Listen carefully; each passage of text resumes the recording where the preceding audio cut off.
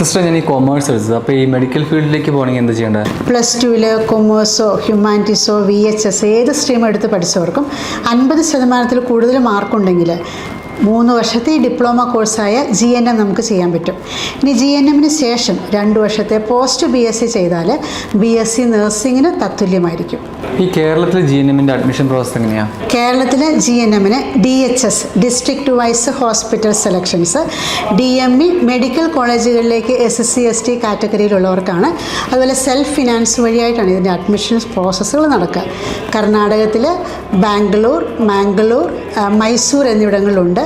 തമിഴ്നാട്ടിലാണെങ്കിൽ കോയമ്പത്തൂർ, ചെന്നൈ, സേലം എന്നിവിടങ്ങളിൽ GNM കോഴ്സസുകൾ available ആണ്. അപ്പോൾ ഈ അഡ്മിഷൻ എടുക്കുമ്പോൾ എന്തൊക്കെ ശ്രദ്ധിക്കേണ്ടത്? ഇതിൻ്റെ അഡ്മിഷൻ എടുക്കുമ്പോൾ പ്രത്യേകം ശ്രദ്ധിക്കേണ്ടത് ഇന്ത്യൻ നാഷണൽ കൗൺസിൽ അഫിലിയേറ്റഡ് ആണോ എന്നും ക്ലിനിക്കൽ പ്രാക്ടീസ് ഉണ്ടോ, അതുപോലെ നല്ല ഫാക്കൽറ്റീസും ഫെസിലിറ്റീസും ഒക്കെ ഉള്ള കോളേജുകളാണോ എന്ന് നമ്മൾ ഉറപ്പുവരുത്തണം. GNM പഠിക്കാൻ ഫീസ് കുറവാണ്, പക്ഷേ നല്ല സാലറി ഉള്ളൊരു കോഴ്സാണിത്. നമുക്ക് വിദേശ രാജ്യങ്ങളിലൊക്കെ നല്ല ജോലി സാധ്യതകളുണ്ട്. കൂടുതൽ വിവരങ്ങൾക്ക് താഴെ കാണുന്ന നമ്പറിൽ വിളിക്കുക.